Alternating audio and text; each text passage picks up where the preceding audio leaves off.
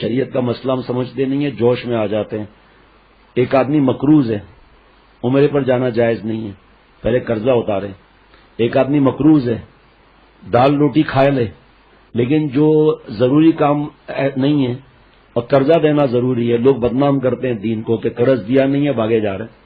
اب اس پہ فرض کریں قرضہ ہے 50,000 کا اور خرچہ ہو رہا ہے جانے آنے کا، چاہے کوئی اور بھی دے رہا ہو تو جانے آنے کا وہاں کھانے کا خرچہ ہو رہا ہے فرض کریں 2,000 روپے. اب وہ جس کا قرض ہے اس کے پاس جانا ہے کہ بھائی میں تو زندگی میں ابھی فی الحال تو آسرا نہیں لگتا کہ 50,000 میرے پاس جمع ہو، اور اس کی منت کرے کہ آپ کا احسان ہوگا 2,000 لے لو بھائی، کچھ تو کمی آئے گی. یا ایک ہی آدمی کا قرضہ نہیں ہے، 5 آدمی کا قرضہ ہے، باقاعدہ گناہ ہے کہ قرض دار کو قرض نہ دے. حضرت نے خلافت ایک کی کینسل کر دی تھی کہ اپنی والدہ کو لے کر عمرے پر چلا گیا، قرض دار کا قرض ادا نہیں کیا کہ قرض لاکھوں میں ہے، یہ 80,000 کا خرچہ ہے، اس سے کیا ہوگا. ایسی ڈانٹ پڑی، خلافت واپس لے لی. مالی معاملات ایسے ہیں کہ اللہ معاف نہیں کرتے، وہ لوگوں کا حق ہے، اللہ اپنا حق معاف کر دیتے ہیں، لیکن کیونکہ اصلاح کراتے نہیں ہم لوگ. بیان میں مزہ آ رہا ہے، بیان میں آ رہے ہیں جا رہے ہیں، ہر بات کی شیخ سے اصلاح کرانی چاہیے. اور بعض لوگ اس لیے نہیں کراتے ہمارے شیخ منع کریں گے، اور بعض لوگوں کو شیخ منع کرے کہ بھئی آپ عمرے پر مت جاؤ، پہلے یہ 60,000 قرضہ اتارو. ارے صاحب شیخ عمرے کے دشمن ہیں. اسی طرح دینی کام سے کوئی جا رہا ہے اور شیخ اس کو سمجھا رہا ہے کہ بھائی آپ کا 1,000 روپے خرچہ ہوگا، آپ کو کسی نے ہدیہ دیا، اس کو کہو کہ میں بہت مقروض ہوں، میں آپ سے مانگتا نہیں ہوں، لیکن جو آپ مجھے دے رہے ہیں مجھے اجازت دیں کہ میں اس کا قرض اتاروں، لیکن جوش میں اٹھا کے بھاگے جا رہے ہیں. اب جب کہیں گے ایسا یہ تو تبلیغ کا دشمن ہے، مدرسہ ہے، ماں بوڑھی ہے، دیکھنے والا کوئی بھی نہیں ہے، ہم اس کو کہہ رہے ہیں جاؤ ماں کی جا کے خدمت کرو، دال روٹی کماؤ، مزدوری کرو، آپ کے لیے پڑھنا نہیں ہے، ماں کی خدمت کرنا ہے. صاحب یہ تو مدرسے کا دشمن ہے. ابھی ہمارے دوست ہیں، کل وہ پرسوں آئے تھے، تنائی میں بیٹھ کر رو رہے تھے کہ میں اتنا ہو گیا سفر میں نہیں جا سکا ہوں اور یہ مسائل تمہیں معلوم ہی ہے، ابھی اس سفر پہ چلوں. میں نے کہا نہیں، آنکھوں سے آنسو نکل رہا ہے. میں نے کہا نہیں، پہلے آپ اپنے بوڑھوں کی خدمت کریں، آپ کے علاوہ کوئی دیکھنے والا نہیں ہے. خدا نخواستہ کچھ ہو گیا تو. ہمارے دوست آئے وہاں ملتان کوٹدو، پتہ چلا بیوی حمل سے، ڈاکٹر نے 2 دن کا بتایا ہے. اب وہ اس وقت آ گیا، میں کیا بولوں.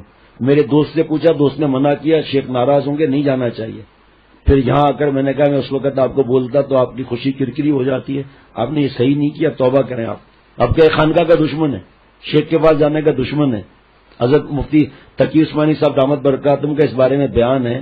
حضرت نے فرمایا دماغ سے خناس نکال دو. یہ فرمایا ایسا عجیب زمانہ آ گیا ہے، اخلاص کے ساتھ شریعت اور سنت کے دائرے میں رہ کر کسی کو کوئی نصیحت کی جائے، کہتے یہ اس شعبے کا دشمن ہے، خلاف ہے.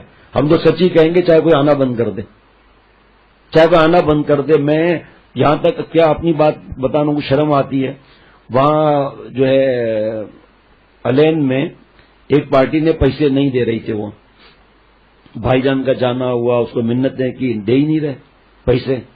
تو اس نے کہا میرے پاس میں نقصان میں آ گیا ہوں، تو اس کا ساتھ دینا چاہیے اس وقت. تو میں 50 درہم ہر ہفتے یہ قرضہ دے سکتا ہوں. بھائی نے کہا اس کو میں کیا کروں، آپ کی مرضی ہے، دینا ہے تو صحیح دیں. یہ کیا طریقہ ہے، 50 درہم اتنی بڑی رقم. ہمارے ندیم بھائی کو پتا چلا تو ندیم بھائی نے بھائی جان کو فون کیا کہ بھائی جان برا نہیں ماننا، میں چھوٹا ہوں، 50 ہی مت چھوڑو. اس بیچارے کا لوگ تو کم ہوگا نا، اور ہمیں تھوڑا تھوڑا کر کے پیسے تو ملیں گے نا. اب 3 سال یا 2 سال میں قرضہ اتر گیا. وہ اتنے بیچارے نے منت آ کر کی الین سے آ کر بھائی جان سے. بھائی جان کہ آپ سچے ہیں تو ٹھیک ہے.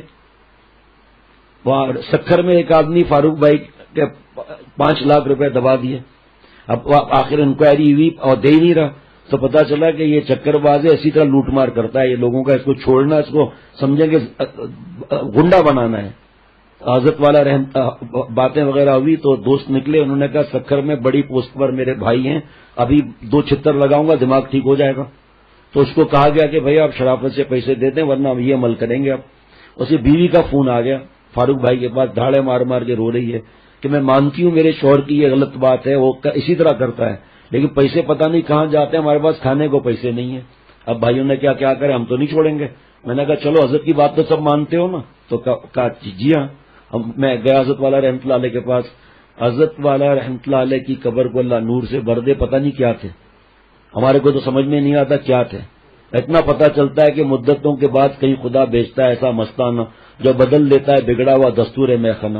اور میرے جانی شیخ مرشد ثانی یہ بھی پتہ نہیں کیا تھے, جان دے دی لیکن حضرت کے طریقے سے ایک سانس پیچھے نہیں ہٹے, الحمدللہ ایک انچ پیچھے نہیں ہٹے. جو تکلیفیں آئی کوئی مسئلہ نہیں ہے, لیکن اپنے شیخ سے جب بک گئے تو اب کیا مسئلہ ہے بھائی.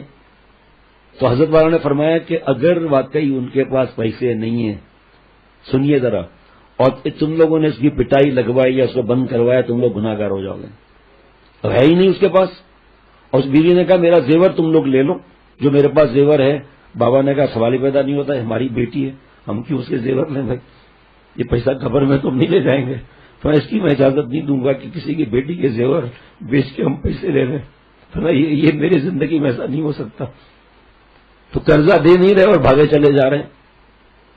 یہ کوئی دین ہے کوئی؟ یہ کوئی جاؤ مفتی صاحب سے جا کر پوچھو, جا کر جو چیز فرض ہے پہلے قرض اتارنا ہے. اور اس میں ایسے شریف لوگ ہوتے ہیں کچھ بولتے نہیں ہیں, دل میں آہ نکلتی ہے کہ ہمارے پیسے دے نہیں رہے, بھاگے جا رہے ہیں. حضرت فرماتے تھے کہ پہلے چھوٹے چھوٹے قرض بڑے قرض والوں سے منتیں کرو کہ بھائی آہستہ آہستہ دوں گا, میرے مقروض پھنس گیا ہوں میں. پھر پہلے چھوٹے والوں کے پاس جائے, 1000 روپے بھائی 1000 روپے لے لو, بھائی تمہارے 500 روپے 500 روپے لے. ہمیں آپ کے ذہن سے بوجھ ہٹتا جائے گا, عبادت کی طرف خیال رہے گا. یہ کوئی تقویٰ کا کوئی خاص وہ قرضہ اتارنا تقویٰ کا کوئی وہ نہیں ہے. تقویٰ میں تو ہے ہی, لیکن یہ تو فرض چیز ہے بھائی, فرض چیز ہے. میرے پاس کتنے ایسے دوست آتے ہیں, دل بہت چاہ رہا ہے لیکن میرے پاس قرضہ ہے, میں ملتان چلوں, میں وہاں چلوں, یہاں چلوں, سوال ہی پیدا نہیں ہوتا وہاں چلوں وہاں چلوں. پہلے قرضہ اتارو, جاؤ ان سے 2 رکعت پڑھ کے اللہ سے مانگو, مانگ کر ان کے پاس جاؤ کہ آپ کے 40,000 نکلتے ہیں, میں صرف 1000 روپے دے سکتا ہوں, یا سبوح یا قدوس یا غفور یا ودود پڑھ کے دم کرو. لیکن کون اس چیز کو خیال کرتا ہے؟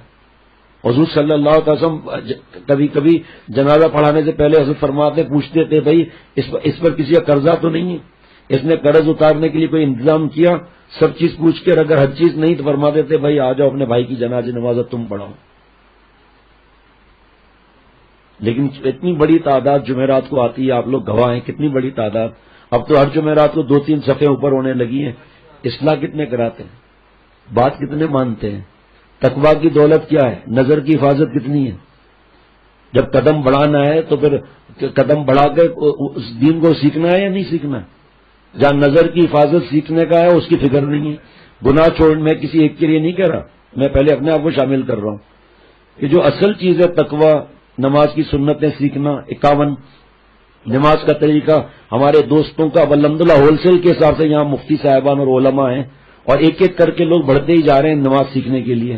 وہاں مسجد اختر میں الحمدللہ باقاعدہ اس کی تعلیم شروع ہو گئی ہے. نماز کون سیکھتا ہے, خشوع خضوع کون سیکھتا ہے, ادب کون سیکھتا ہے, غصے سے بچنا, جو فرائض ہیں اس کو چھوڑ کر اور دوسری چیزوں میں لگے ہوئے ہم لوگ. جس کا اللہ پوچھیں گے اس کی فکر ہے نہیں. اس لیے اللہ کے واسطے پہلے میرے اوپر, آپ کے اوپر, کسی پر بھی کوئی قرضہ ہو پہلے اس کی دینے کی فکر کرنی چاہیے. ایک آدمی کا قرض ہے, اس سے آپ پوچھیں گے میں عمرے پر جاؤں, کہے گا اچھا ٹھیک ہے بھائی جائیں.